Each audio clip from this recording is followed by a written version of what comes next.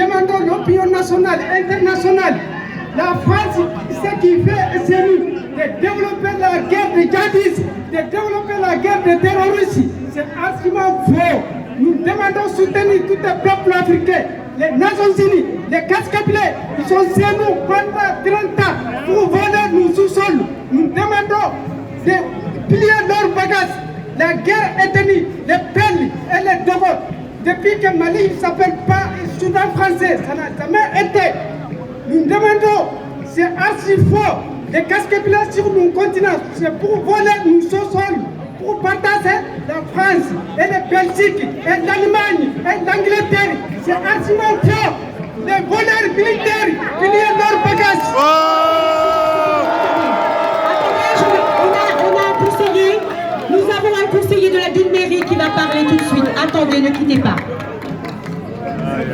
Bonjour le collectif des militants pour la défense et l'émergence du Mali nouveau.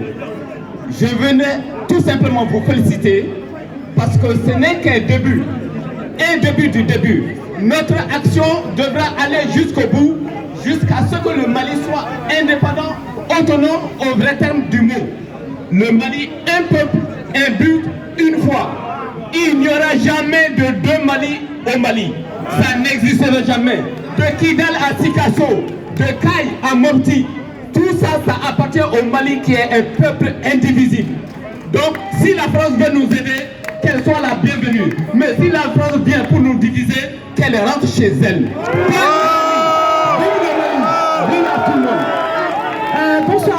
Bonjour. Ce que j'ai à vous dire aujourd'hui, c'est que cette organisation, ce qu'on vient d'organiser, c'est pour quelque chose de bien précis. C'est parce qu'on a un grand problème au Mali aujourd'hui. Le président de la République du Mali est un fléau, comme je le dis. Et je n'ai qu'un seul but, c'est que le président de la République parte du Mali.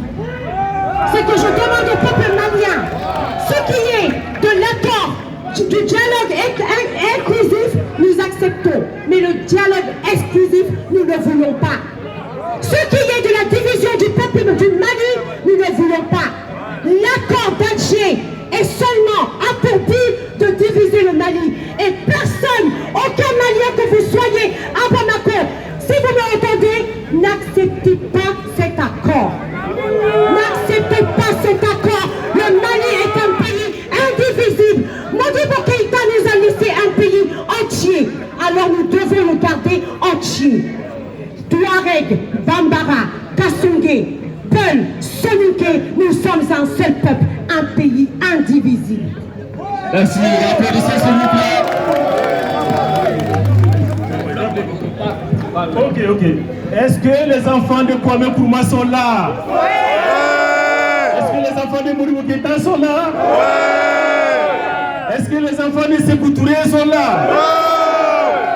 Est-ce que les enfants de Patrice Lumumba sont là? Ouais. Les enfants de Olympio? Ouais.